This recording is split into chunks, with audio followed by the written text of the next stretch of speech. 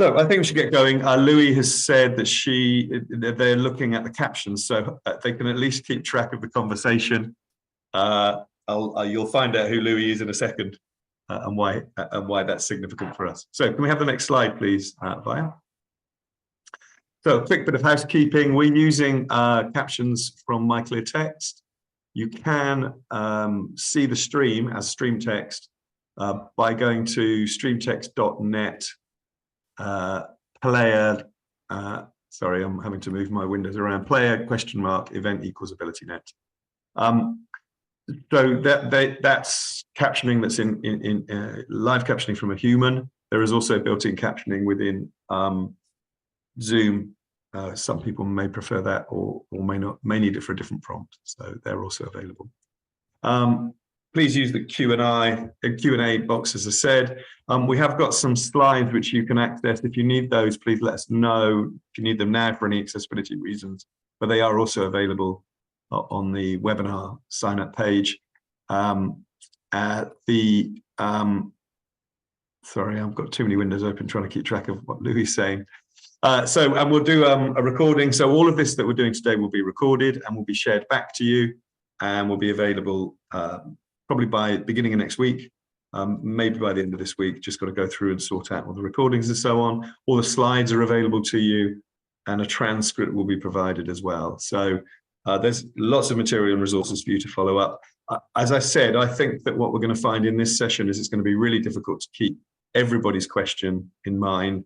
But we will use the Q&A and we do provide an FAQ after every webinar. So as well as the recording and the transcript and the slides, you'll also be provided with an FAQ within the next couple of weeks. We'll go through the questions and we'll answer as many of those as we can. Separately, please do tell us anything on the post-webinar questionnaire, anything that we haven't covered, and anything that you wanted to feedback about how we've done today. That's really valuable for us. We do webinars all the time, and it's always really useful to hear how well each session has gone. So please do tell us that. Next slide, please, Vaya. So there are 3 people in attendance. One person you can't hear from because their technology is not working, which is Louis Asquith from Russell Cook, who are a legal firm who we work with closely around the European Accessibility Act, in particular, looking at those questions which are around legal scope and also interpretation of particular requirements and the ways in which the testing and other things will evolve in relation to the standards and legal issues that it raises. Louis' technology isn't allowing them to join so that we can hear them. So let's hope that gets sorted as we go along, Louis. There are a couple of slides with your name on it that we'll see how we deal with it when we get to it. But I'm also joined by Vaya from AbilityNet, who is our EAA expert. And if you were on the session, the first session of this series, then you'll know already that Vaya is our sort of lead on EAA. And as part of planning these 3 sessions, is also in particular an accessibility consultant. So that's her specialist subject, if you like. And I think today is the one where people with accessibility in their role are most interested in the testing and the standards and the day-to-day. What are we going to do about this? And Vaya, that's very much been your perspective since the start, really, isn't it? That you're sitting in front of work that we're doing for clients and wondering how to interpret this stuff into the reality of day-to-day work. So that's where we're heading in a moment. Just a couple more slides as an introduction, and then we'll crack on with the content. We can have the next slide. So we're going to go through a little bit of an introduction just to set the scene for you. There is some information about the series of webinars that we're in and try and just make sense of that for you so you know what the scope is of today's call. We're going to be looking at standards and testing. That will become apparent when Vaya starts running through some slides. She's got several slides to try and set the scene. I'm very much showing you, oh, look, there's Louis. Can we hear you, Louis? Hi, everybody. You should be able to hear me now. We can. Apologies for that delay. I'm not clever enough to know exactly what went wrong, but here I am. Good to be here. So in terms of the format, Vaya's got some slides we're going to run through. You're very welcome to ask questions as I go along, but we won't answer those unless they relate directly to something that's not clear on the slides. We will then have your questions answered. We're going to aim to be into the questions somewhere around a half hour for us, so 20, 25 minutes in. And then we've got an hour set aside for the webinar. So as I say, we may run out of time at the end, but we'll do our best to cover all the big topics that come up. If you already know what you're here to ask, please start chucking it into the Q&A now, because that's going to give us a sort of a heads up on which bits to cover. There's, as you may guess, there's a huge amount that we could be covering here. And there's also next steps. When the next webinar in the series is going to look at documentation, what you need to document, what the documentation requirements are, and where they are in the relevant documents that you're using. You know, the Act and the EN standards and other things. So where we can, we'll refer that on to the next session, and we will be bringing that back around into the session 3. If the question's already asked, somebody's asking, we can see that in the Q&A, and so can you. So if we have multiple questions on the same thing, we'll just roll those together as we're going along. So my role as the moderator is keep an eye on the Q&A, make sure that I'm sort of on your behalf as an audience, really, asking the questions that pop up as necessary. And then at the end, we've got some questions that will drive the Q&A section. But please do put any questions you have in there as we're going along. We're expecting it to be busy, so I'm ready to do that as we go. Next slide, please. So this is one of a series of 3. Anybody who's doing anything on the EAA knows a couple of things. One is it's really complicated, and 2 is there's loads of it. So we broke this down into 3 parts as part of this series, just to create a flow. Our past session, which is available as a recording, who is it, who does it affect, what's in scope. We're going to not touch on any of that today if we can, because that was last session's questions, and they're all available to read about as well in our FAQs. This one, which I think is the meat for a lot of people who are in the industry for accessibility, what are the standards in relation to WCAG and EN and other things, EN 301549? What does that all mean? And then equally, what we're going to be hearing today is, what is AbilityNet doing to do for testing? So the first question up is testing. Our team, we've got 20-odd consultants all doing work every day for customers. So their questions are, what do we test? What are we testing against? How do we know whether something is compliant? And it's a moving target because not all the standards have been published. So we'll be running through that today. When you have done some testing and you have got a report to share, you do have to publish it to a public space. Particularly, we're thinking about websites in the context of this call, but there are other places if you're in product, if your products are in scope. So what documentation do you require to be compliant? We'll be looking at that in the next session. To a large extent, that's what we've called an accessibility statement in the current world view, but that's by no means a simple answer in terms of even whether it is a statement that you need to do or whether other documentation is necessary as well. So we will be pushing that one for the next session as much as we can. There is an EAA hub on abilitynet.org.uk/EAA, and there's some FAQs that we've been gathering and answering as we go along, which we are going to be editing between webinars. abilitynet.org.uk/EAA-FAQs. Cool. Next slide, please. So AbilityNet, if you don't know us, we've been around more than 25 years now. We've got a large team of accessibility professionals. So the reason this is so interesting to us is because our customers are asking for us to test, are we compliant? And we do that for a huge range of customers. We work with lots of banks and insurance companies, lots of retail organizations. We have a big connection into the public sector in the UK, local authorities, central government, and higher education in particular. We provide a real range of services. So we're advising on strategy around the EAA as much as we're doing testing, making sure that people understand what they need to do to sort of achieve compliance and then remain compliant, put accessibility into their thinking and their workflows as part of their production service processes, but also doing training for people, including training that relates to EAA. We do user research for a large number of different customers. And of course, we do accreditation and badging to show that you're accessible. And finally, we're doing TechShare Pro. I mentioned TechShare Pro on here because there are several sessions that we've run at TechShare Pro over the last 3 years relating to the EAA. And they give a great background in a lot of different ways to why the Act is there, and also how companies outside Europe are responding to the EAA. You know, we're one of the bigger providers outside Europe and in the UK that's looking at EAA. So a lot of our work comes through the lens of, so what does it mean for the UK? So just to set the scene for that, that's how we come at this. Next slide, please. I'm pleased to say we're working with Russell Cook. Louis is our connection there. Louis, do you want to say something about your connection to the EAA and the work you're doing for clients? Yeah, of course. Thank you very much. And then hello, everybody that's joined. Thanks for having me on behalf of Russell Cook here. As Mark's already alluded to, we're working with AbilityNet, very proud to be doing so, in order to provide businesses with a one-stop shop, i.e. you're able to come to us and understand whether, one, you're in scope, two, what you need to do to ensure compliance, and that will neatly pass over to AbilityNet within sort of the testing realm, which obviously we're going to go into more detail today.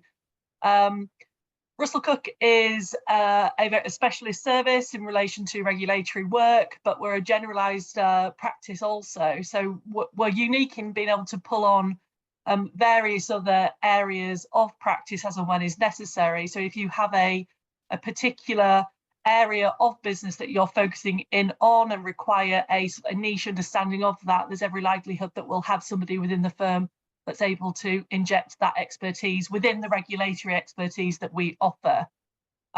We are doing our best to encourage UK businesses that supply into EU member states to seek advice. It's important that you understand whether you are in need to be compliant, and obviously if you are in scope, you need to comply and do everything you can to ensure you are as compliant as possible. There's lots of law around this, and we're going to start touching on that today. But hopefully this partnership will offer you reassurance that it will be, or will make it as easy as possible for you, as I say, to seek the legal advice you need, as well as the practical testing requirements as well. Thanks. Great, thank you. And just to say, to make it clear, Louis and Russell Cook have been helping a lot with our documentation, the information and resources we produce, because of course we have legal questions as well. That's the nature of what's going on at the moment, is that that's what we'll cover today, is that there are questions that only a lawyer really should be answering for you. So just to make that as clear as possible, that's what we're getting from it as well, is that reassurance that you better look at it. So next slide, please. So we just want to check in on who's here. If we could launch the poll. We've experienced quite a range of people coming in and asking about the EAA, which is great because we think lots of different businesses are going to be affected. But it's very clear that there's for people in the AbilityNet sort of core group, if you like, the people we connect to are probably accessibility specialists in some form. And then the surrounding group who are interested in accessibility, but it's not necessarily a full part of their day job. And then a load of people turning up and saying, I've never heard of this before, I'm a bit unclear what I'm even meant to know. So of course, we need to just be careful that we tailor this session and other resources to match. So I've got most people answering. If you haven't seen the poll, it should be popping up in front of you. If it's not popping up, don't worry too much. There are some glitches sometimes with Zoom. But if you do see the poll and you can click in it and tell us your level of experience, we'll then just be a little bit more careful around our questions and how we answer some of the technical detail. Okay, I'm going to give you one more chance to vote, and we're there. We've got about 80% of people who voted, so I'm going to end that poll and just share the results with you. The majority of people have said that you have basic knowledge. So we just need to be aware that you might need to just be on jargon alert, and maybe even more so than we anticipated. You are going to, for those people in the audience, you are going to hear some jargon. Quite naturally, you'd expect that. You're going to hear some words. I'm quite proud of the fact that I now get 301549 in the right order. That's my level of technical knowledge established. What's inside is a whole different problem, but we will work to that as much as we can. Do shout if there's things. Put something in the question and answer. If there's anything you don't understand, because your level of accessibility knowledge in particular is not adequate, or the EAA knowledge in general, that we may be assuming too much in terms of how we're describing something. Great. So next slide. I think we're going over to you now, Vaya. I think, yes, it is the standard slide, and that means that I start the discussion today about the standards and the testing methods that can be used for conformance with the EAA. I would like to highlight here that this is the way AbilityNet currently understands these two topics. It is not the only way to approach these topics, and of course we know that things are still evolving, and more details are becoming known as we approach June the 28th, so things will need to be kept updated. But we know that previous, which are still current accessibility legislation, like the public sector bodies accessibility requirements in the UK, Section 508, and the ADA in the US, for example, refer to specific standards, and they refer to the widely recognized standards of the Web Content Accessibility Guidelines with its testable success criteria. And when it comes to the dealing with the EAA, it is not really surprising that we are looking for the standards which can be used for this new legislation.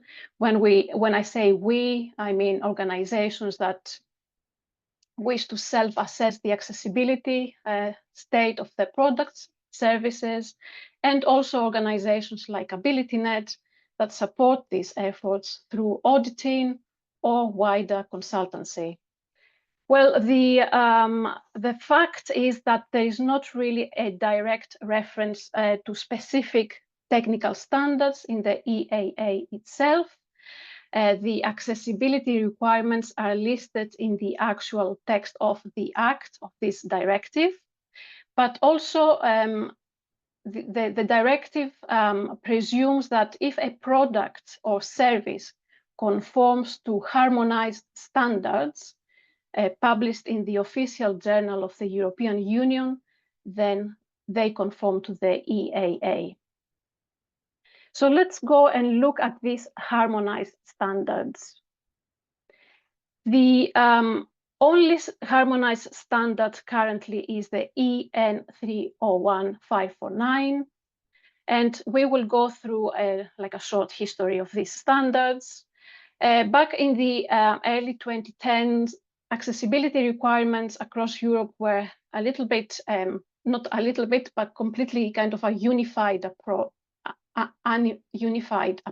They were not common. Some countries had their own rules. Other countries relied on WCAG, the Web Content Accessibility Guidelines. So the European Commission issued Mandate 376, asking the European standards organizations to create a common standard for accessibility. And the outcome of this was the EN 301549, which built and went beyond WCAG. This standard has been jointly produced by 3 European standardization organizations, the CEN, which is the European Committee for Standardization, the CENELEC, which is the European Committee for Electrotechnical Standardization, and ETSI, which is the European Telecommunication Standards Institute. The EN 301549 was originally published in 2014, and it was published to support public procurement of accessible information communication technologies, ICT. It has been updated several times since then, as we can see on the slide. It was updated in 2018, and the current version was published in 2021. And its main purpose was to support the Web Accessibility Directive since August 2021. The EN is currently being reviewed and revised with the aim to be harmonized so that it can actually support the European Accessibility Act. So the version that we are expecting as the result of the standardization request, the mandate 587 is possibly, most likely, version 4.1.1. The revision work is part of the ETSI Technical Committee Human Factors.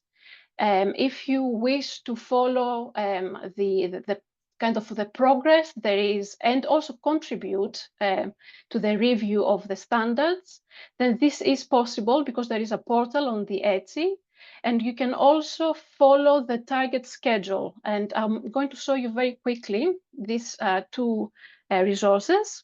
This is the portal that I was talking about. So this is where you could go and actually see what the issues are, what kind of reviews are open, what open issues are being discussed. You can download the latest editorial draft of the EN with all the comments, or you can download a clean version of it. And also you can download a demo filter for how actually the standards can be used. And then the target schedule for the publication of this standard can be followed on this website. Currently, we can see that this a stable draft has been submitted. And we can see that there are a few more steps before actually the standard is published. And then, of course, it needs to be cited in the official journal of the European Union, so that it starts having legal substance. So you can follow this on these two websites. Back to my slides and on to the next slide. This slide gives us a summary of where these standards can be applied.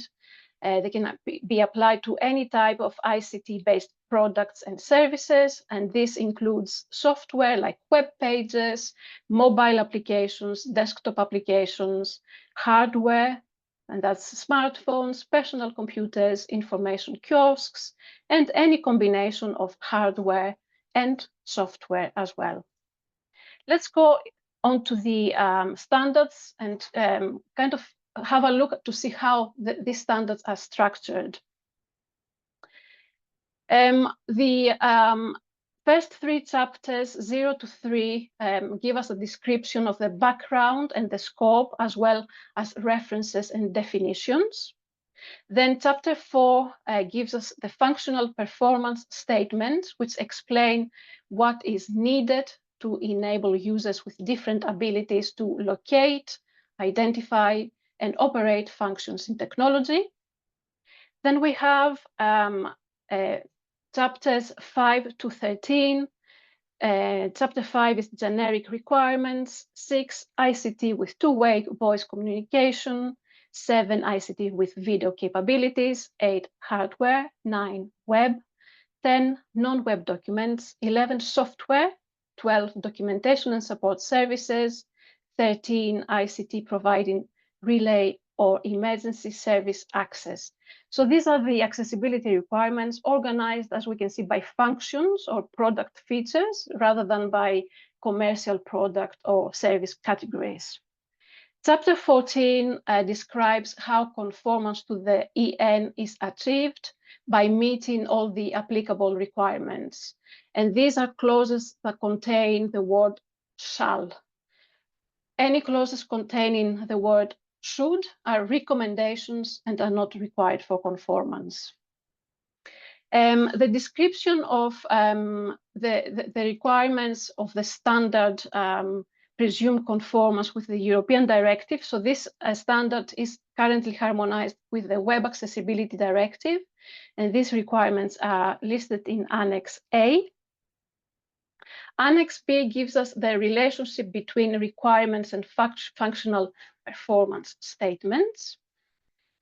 Annex C is the only normative annex in the standards and sets out the means necessary to determine conformance with the individual requirements set out in the standards.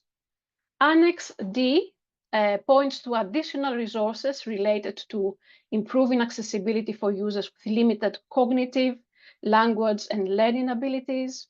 Annex E provides an overview and simple explanation of the structure of the EN and includes an explanation of how it can be used. And finally, Annex F provides a change history. So all the requirements in clauses 5 to 13, as well as the functional performance statements in clause 4 should be considered when the standards are used for most purposes, and that includes ICT procurement as well. Tables A.1 and A.2 in Annex A identify all the applicable requirements for when the standards are used as the basis to determine conformity with the essential requirements of the Web Accessibility Directive. And then similar tables will exist in the revised version of the standards to determine conformity with the essential requirements of the EAA.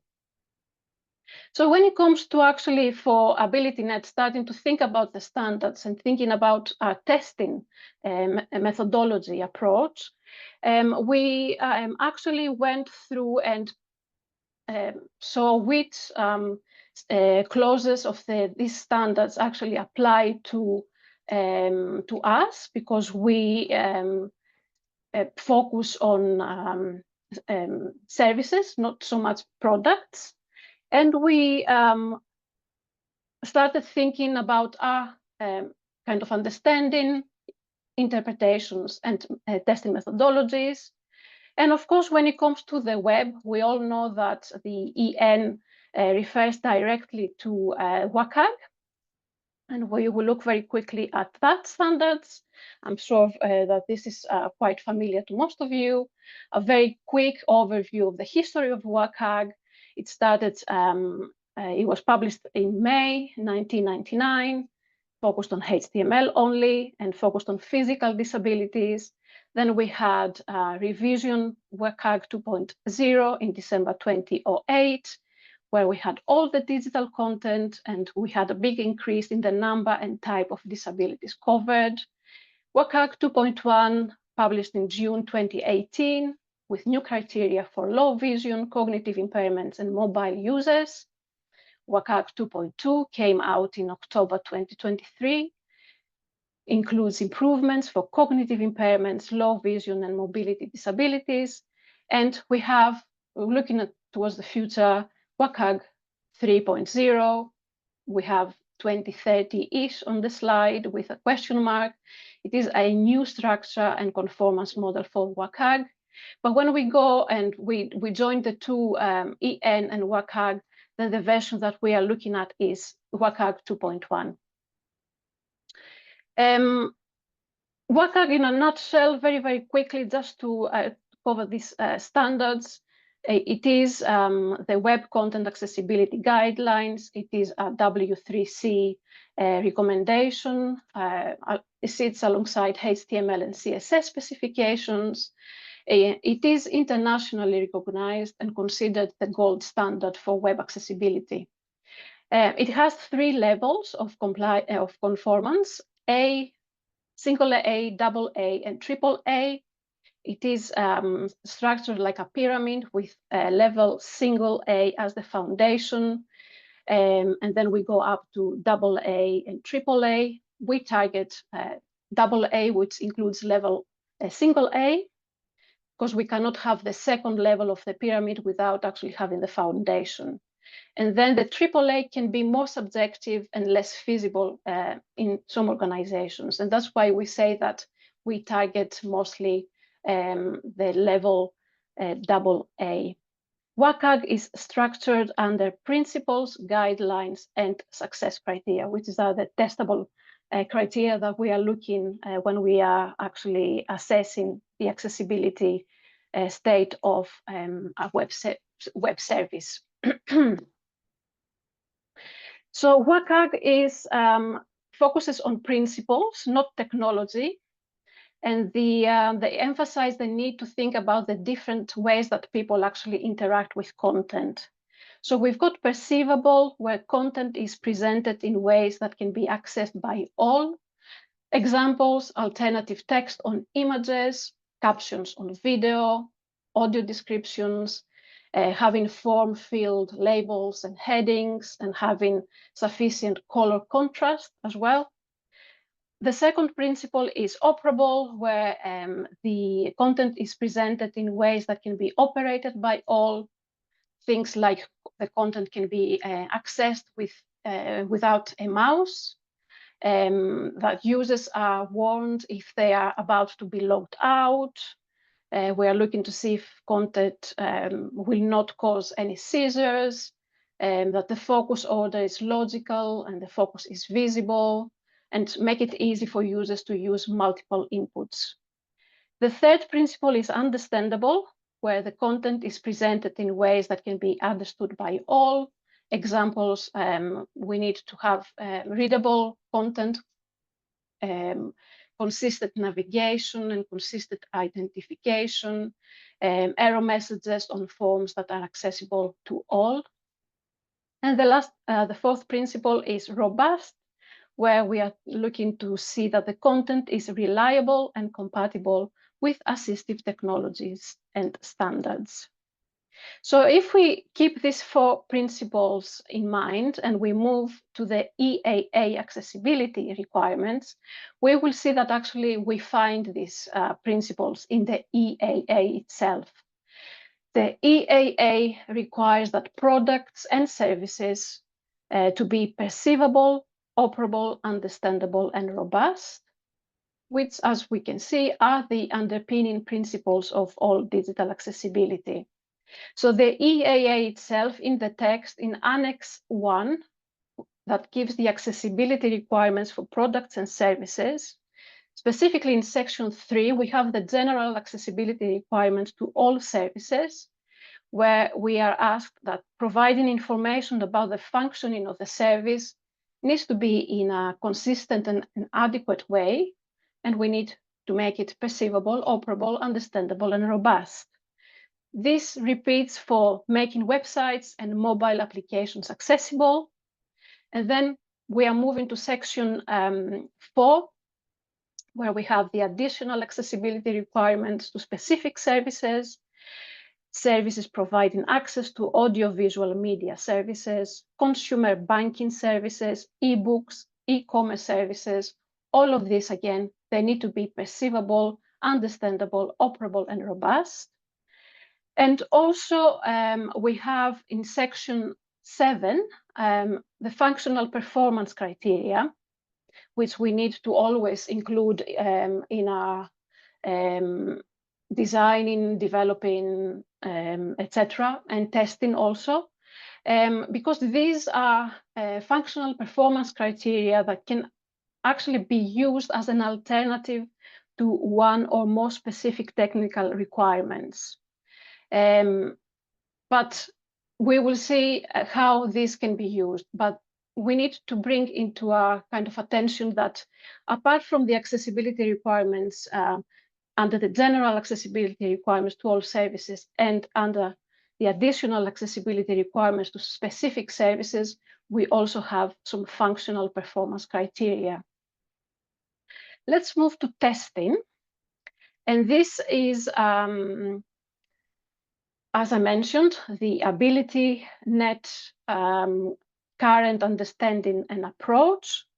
And we are saying that to demonstrate conformance with the accessibility requirements for the June deadline, we need to refer to the EAA's accessibility requirements and functional performance criteria in Annex 1. As I've mentioned, the EAA itself actually lists the accessibility requirements, and this is really the foundation for any testing that we are designing. We can, as I mentioned, we are always looking to see if there are any technical standards available because we are used to using WCAG for that purpose. We have seen that the current harmonized standards, but for the Web Accessibility Directive and not for the EAA, is the EN 301-549 version 3.2.21. And this can actually, we can use it as a support kind of standards for our testing.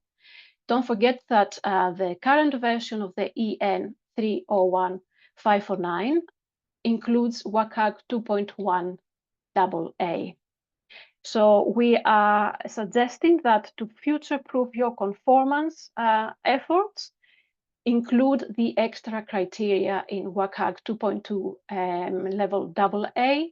And we are saying this because the revised version of the EN 301-549 is going to include these extra criteria. It's going to refer to WCAG 2.2 AA. Of course, when the EN 301-549 version 4.1.1 becomes harmonized, we need to adopt that version. So the next slide gives us a kind of a graphic just to try and figure out how things sit within other standards. So at the basis, we've got WCAG 2.0 AA. WCAG 2.1 AA includes WCAG 2.0. WCAG 2.2 AA includes both WCAG 2.0 and 2.1. And then we have the revised version that we are waiting to be harmonized, the EN 301-549 version 4.1.1. That's going to include WCAG 2.2, 2.1, and 2.0. And all of this is included in a oval shape that is the EAA. But don't forget that these are steps for conformance with the accessibility requirements that using these technical standards. The EAA itself also covers other things like non-digital material, ebooks, the help number 112, and of course, other things like documentation and support services and things that we have mentioned in the last webinar. So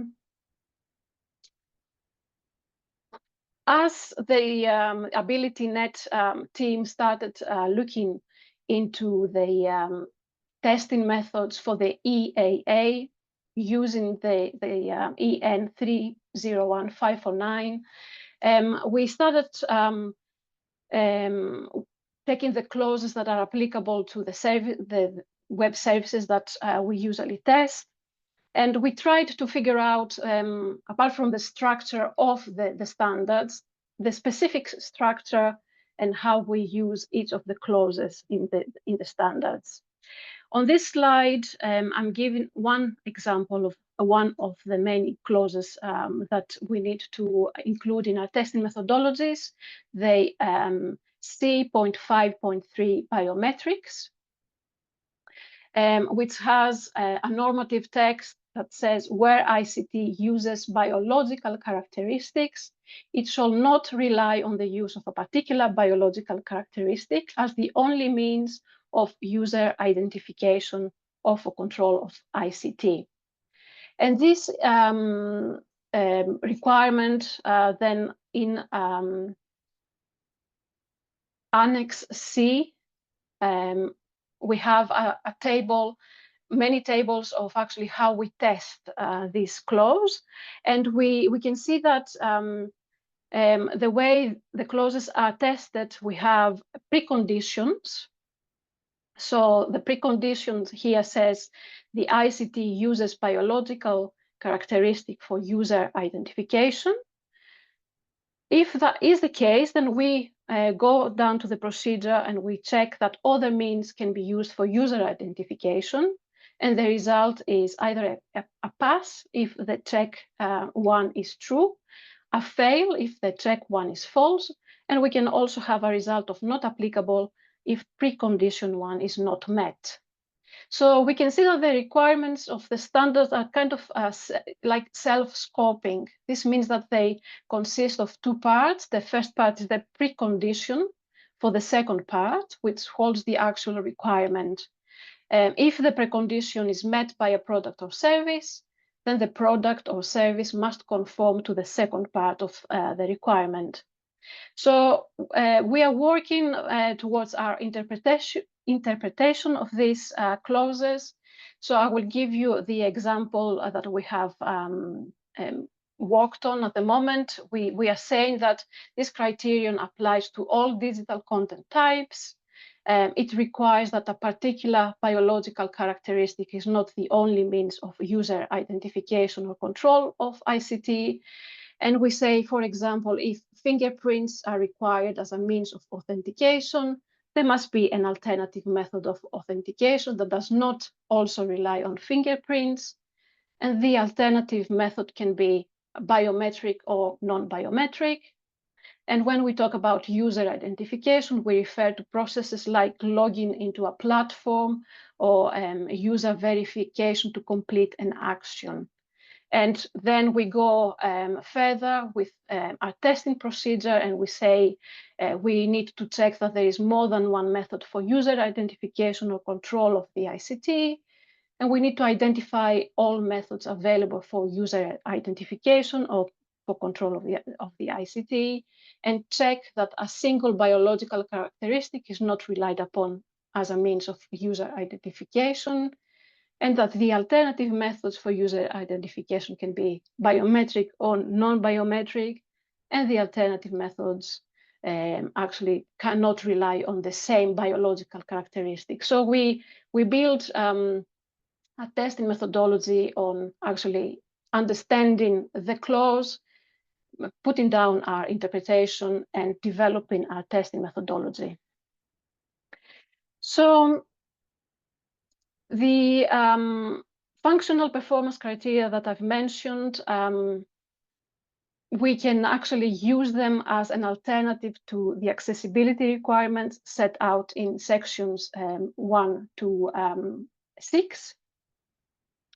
But this really needs to, they can be used as an alternative to the accessibility requirements, but they need to really result in equivalent or increased accessibility for the foreseeable use by persons with disabilities. So this is quite a difficult kind of concept to grasp, I think, and as we were trying to figure out about this functional performance criteria, but I think it's going to become much clearer as we do more testing and looking into the EAA itself. And we know that the EAA actually promises greater access to a broader range of products and services, and we really need to think, understand, and promote and to foster inclusion and equal participation in society. And to achieve this goal, companies must involve people with disabilities in the process of designing products and services. And this is going to be we will discuss again about this in one of the pre-selected questions. To finish with the testing, our kind of view is that when you plan your testing methodology, you need to really create a detailed work plan on the features and user journeys within the services that are in scope and will require evaluation. And definitely, we need to think about and ensuring that we work based on harmonized standards.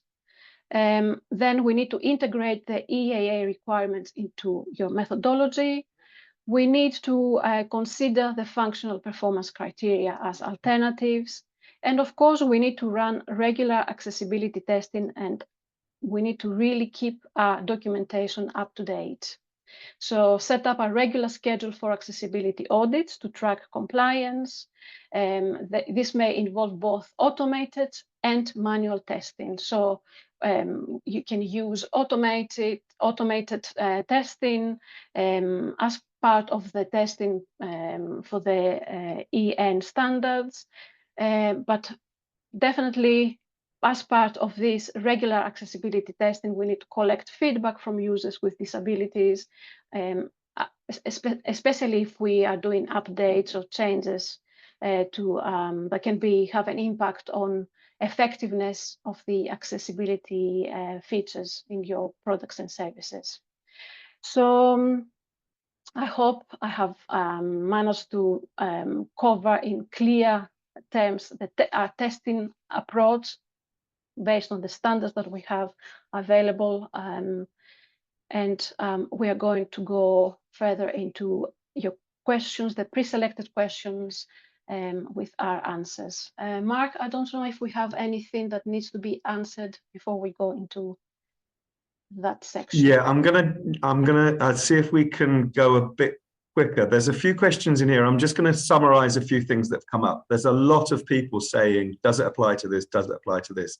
That's the last webinar we were in, right? Just to be clear, there are a lot of information on here which is specific to what's inside the standard.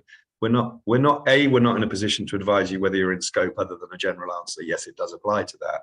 So that's our advice right at the beginning, is have a look at whether you're in scope. This session is okay. Now you're beginning to test using the standards which are there. So Via's tried to give you an overview of the standards that might apply, the ways in which the EAA uses the standard, the EN 301549, the ways in which 301549 refers to WCAG. We're advising that you use 2.2 simply because we're expecting very soon that to be the standard which you'd need to use. So if you're doing testing or if you're doing anything which is looking at detail, do include that, because that's our take on it. We're advising our consultants to test using 2.2 because it's very likely that that's going to be built into everything we're doing once this standard comes through.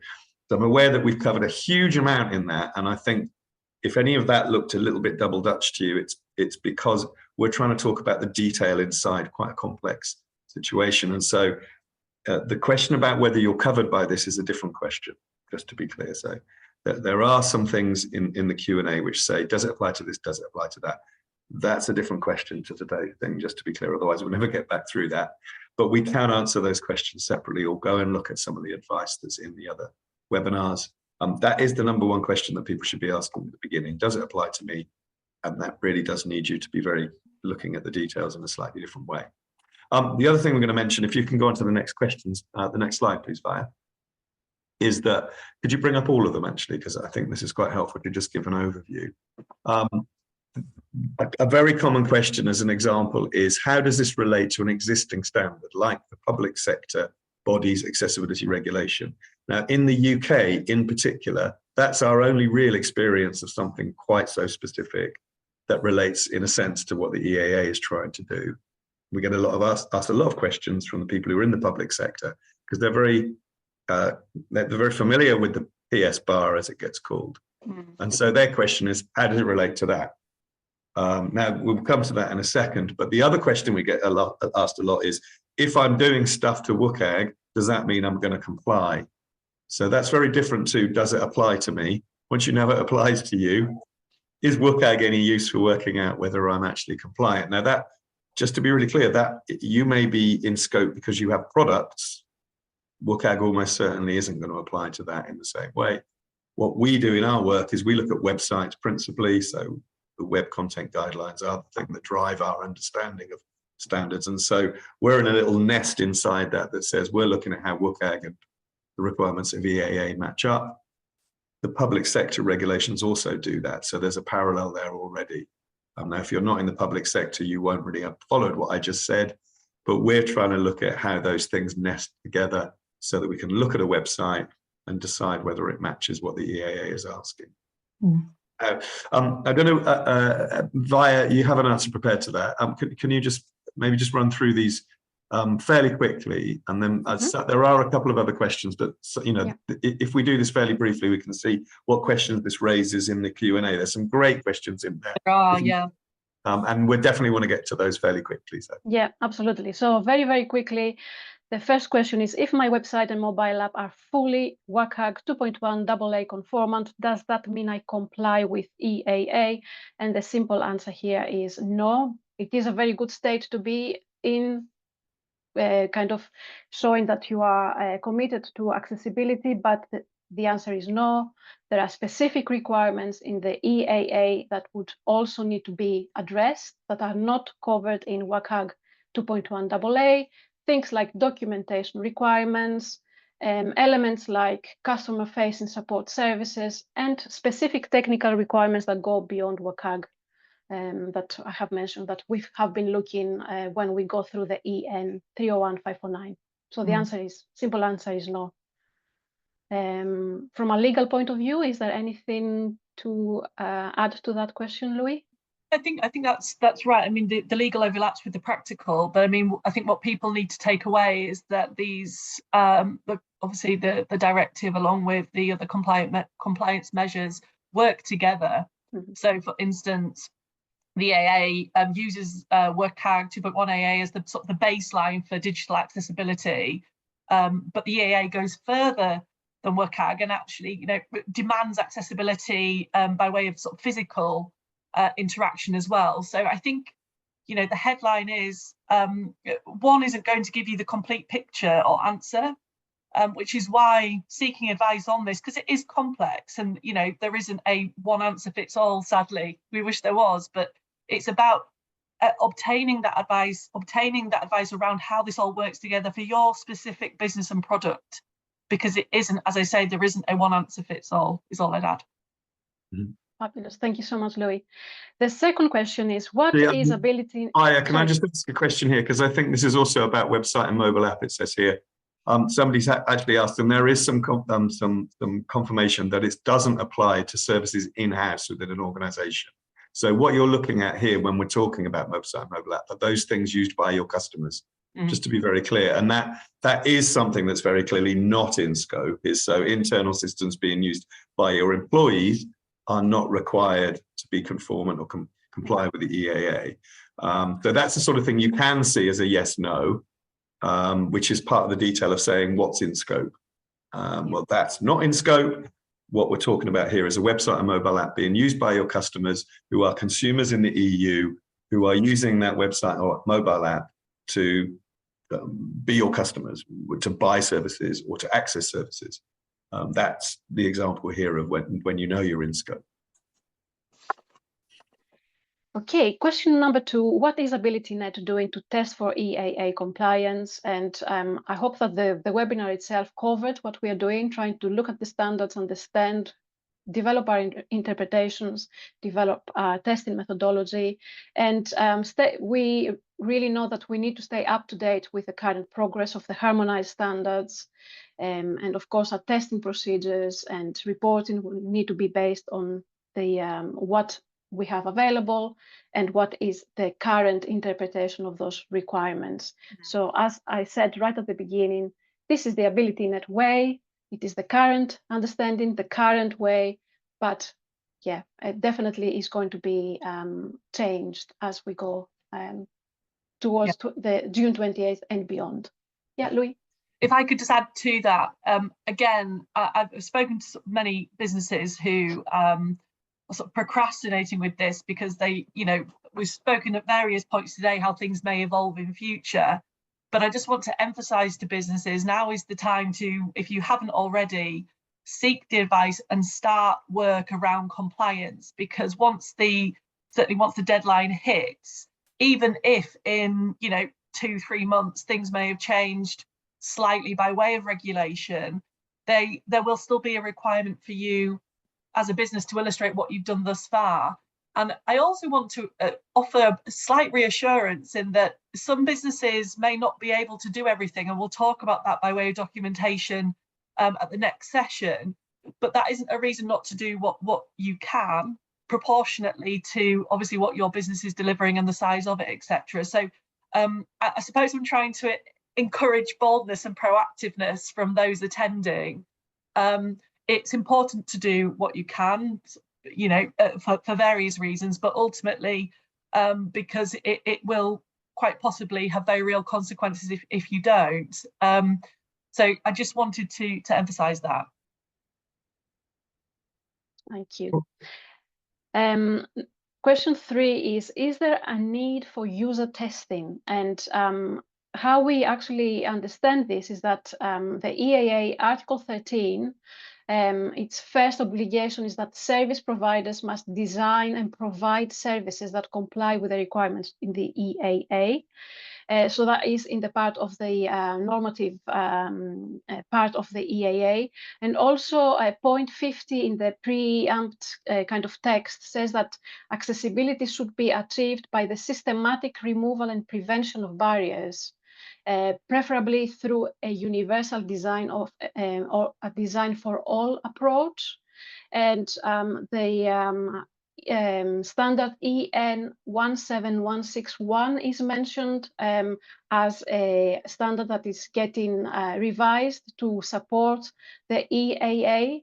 And that puts in place processes and practices that enable continuing conformance with the accessibility requirements by giving a set of guidelines to help organizations take an inclusive approach to designing and building products and services for all. So we would say that as part of this more kind of wider view for accessibility, the EAA actually tells us that a need for user testing is there and it is very beneficial. So it may not be part of the actual accessibility requirements, but we see it as very needed. So that is our current understanding. Cool. And so, Bayer, I was just going to mention, we were talking about, and you mentioned this, and I'm just going to refer back to it. What we're expecting to do in the types of testing that we're doing within AbilityNet is there are people here who aren't familiar with testing. It's very clear from the questions, broadly, that it's not their job. So we use automated testing, which means you can run a tool. I'll use ACT from DQ, for example. It'll run a test across a site. It can check a certain level of accessibility requirements within WCAG. Usually that's its starting point. These days it will probably be doing different things in the future. So there are automated tools that will check the code. We then have a human check the actual experience of using the site in lots of different ways, because there's stuff that a computer can't pick up. The automated testing isn't capable of detecting everything that's required, even just under WCAG. That will be true under the EAA as well. And then finally, as you're mentioning, we would suggest that customers do some user testing, because at that point, you're asking somebody who is the target user for this act, really, somebody with a disability, somebody with an impairment that's causing them to not be able to use a service, to say, can you now use it? Broadly, that's the plan. So there are three types. The automated testing is a tool that's not going to cover everything. Manual testing is a human checking everything, but they're an expert in accessibility. And then finally, the best person to ask is the person you actually want to use it. So you get the user involved at any stage of the process. So that's why user testing is part of the mix. Yeah. Louis, do you have any examples of additional requirements in other countries?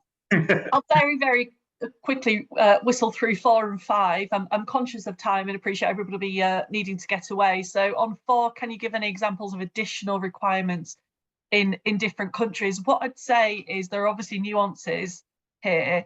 I think there will be a move to streamlining requirements, but that obviously will take time. Each jurisdiction will have its own regulations, and you should seek advice on those. However, what I would say is a sort of a headline point is that you need to remember this is a directive, and the core accessibility requirements will remain. So hopefully, as I say, to offer you a confidence and hopefully not induce people to run away scared at the prospect of this beast. There are core things that you should be doing, irrespective of the fact that there will be main differences between jurisdictions. But I expect they'll be mainly to do with enforceability, penalties, and additional requirements and procedures, which, as I say, you should seek advice on. Number 5, how do the requirements of the EAA relate to the requirements of the PS bar? There's a couple of questions that have come up in the chat as the session has been going that I think relates to this, and it's in relation to sort of university libraries. The PS bar is not, in my opinion, directly affected by the EAA, but the PS bar mainly focuses on the public sector, and the EAA mainly on the private. As I said, I'm reducing this to headlines here, so forgive me, it's somewhat reductive. But what I will say is obviously the PS bar applies WCAG 2.1 AA, which obviously we've spoken about today. So again, we're starting to be introduced to this interlocutory kind of hybrid of how everything is working together. So if you do have a public arm, there will perhaps be elements of the EAA that do apply, even if not directly. It's not a clear-cut answer, I suppose, but I suppose the point being is that it's just another example of as to how all these compliance regulations are working together as one. So it's super important that businesses with their own unique service provisions seek advice, number one, on whether they're in scope, and we've had lots of questions in the chat about it. You know, please do contact myself, Russell Cook, to get that advice. And as I say, we're working with AbilityNet to make this as easy as possible for businesses. So this testing that we're speaking about today can be neatly passed over to AbilityNet, and then any other support, legal support around documentation, which we'll come to at the next session, etc., can all be neatly packaged up. So we're doing our best to make this as succinct and clear as possible. So please use it. Cool, thank you. Via, could you jump on? I think it's 2 slides. Can you just see the next one? And then could we go on to the next one? Cool. So there's a couple of questions in here about where this stuff is that I'm referring to. So on our website is a recording of the previous session, a lot of which is covering am I in scope, because that's, as I say, we've mentioned this a few times, that's the starting point. So do have a look on there. There's also some FAQs on there already that may relate back to this. So before I go on repeating that, I do have a look. AbilityNet.org.uk/EAA. That's where we're putting anything that we're sharing, including recordings and transcripts and so on. I'm just going to work backwards up the questions as quickly as I can, but forgive me if I jump on quickly, because I think if you've got this far into this session, it's pretty obvious that it's not a straightforward yes, no in most cases of the questions that you're asking. There's a lot to this. This is why there's 3 sessions and not 1. When you go to 1, you come away with a load of other questions. So it's not you, it's the act, is probably the way to say it. There's lots of stuff to dig out here. Depending on what your role is in the organization, that's equally part of the question here. If you're working in the legal team, I'm seeing increasing numbers of legal and lawyers, legal teams and lawyers in the events we run, because they're asking these questions, because their clients are asking these questions. But equally, your tester, because we're talking about testing, QA or whoever leads testing in your organization may be asking you to send over a bunch of requirements that they can check against the EAA. And as you're beginning to see, it might not be that straightforward just yet. So there's a whole bunch of stakeholders in this that you need to consider. Bearing in mind the yes, no answer may not be today's sort of possibility, just to let you sit back slightly and think, oh, I'm missing something. You may not be. You may need to go back a stage, have a look in a bit more detail at the documentation. There is a lot of stuff that will clarify things for you. The difference between products and services is a big one that I keep coming back to. Huge amounts of the documentation relate to products. If you're looking at websites and e-commerce, you're broadly under services. So, you know, those are the sorts of sifting out that may help you. Right, so size of fines. Each of the 27 countries is going to set their own penalties. It's not clear which one it would apply to. Probably if a complaint is raised against you in Portugal, that complaint will be dealt with by the monitoring, the surveillance authority in Portugal, and they will have penalties in Portugal that relate to what they've published about how they're going to penalise you. That's another thing to have a look at separately. There isn't a clear methodology on how to test mobile apps against EN 301-459. Jeremy, that's the point really, that the EAA does not lead you directly to a clear methodology. It doesn't have that sort of level of clarity in it. What will come out of it, I think, is that you'll be looking at what your peer group is doing to test certain things against certain criteria that relate to your particular app. It's likely to be the next stage. And that's what we're just showing you a glimpse of some of the stuff we're doing in our team to try and make sense of the various requirements. And mobile apps are included. You just need to think about where it fits into the requirements that we've been looking at and the standards. Once we have a website hitting the WCAG 2.2 AA, are there any tools online we can run the site through testing for EAA compliancy? No is an easy answer, because no one quite knows what that looks like yet. Who knows? That might be something which people start to say they're doing. Yes, there are a list of further requirements to WCAG, but no, you can't find them in the documentation. And I was on a call yesterday with somebody from the IAAP, Susanna Laurin, who you may have come across in various EAA sessions. She was saying that they do intend to publish a list of requirements that, first of all, this is what's in WCAG 2.1 or 2.2. Here's some other things which we know are also need to be checked against. But just to be clear, that doesn't exist yet either. To some extent because the standard hasn't yet been finalized, but people are compiling those lists. So here's 55 things to check in WCAG. Here's another 25 things you need to check for EAA for the particular thing you're looking at. That doesn't exist, just to be clear. You're not missing that. That's to come. Various people will be offering that in the next few months. I suspect it will start to become clearer. Do the regulations apply to small companies and micro businesses? Easy one to answer if you're under 2 million turnover or 10 staff, 20 staff, 10 staff. No, there are no guidelines that could be added to a web developer spec. It's not clear whether Squarespace is in scope or not because it depends on the business who is using Squarespace, not the platform that they're using. I think that's correct. I'm going to jump over Tessa's question about high contrast. That's to do with testing, and I think at the moment leads us down. There will be some conflicts probably at a certain point when you're trying to sort of establish what the intention is. It works for this requirement and not for that. There are certainly going to be some challenges about that. Yes, there are requirements for you to be able to speak to customer support. That's very clearly outlined. And just because you're a Microsoft doesn't mean you can't set up something which is accessible customer support. In fact, I think that they have that in place already. It's probably smaller companies that will struggle to provide accessible customer support, is likely to be where there's a challenge.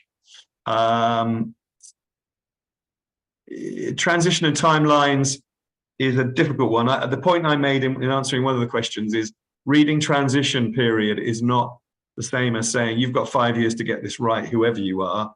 It's very particular to very particular parts of the Act, very particular things that are going to be covered by that transition period.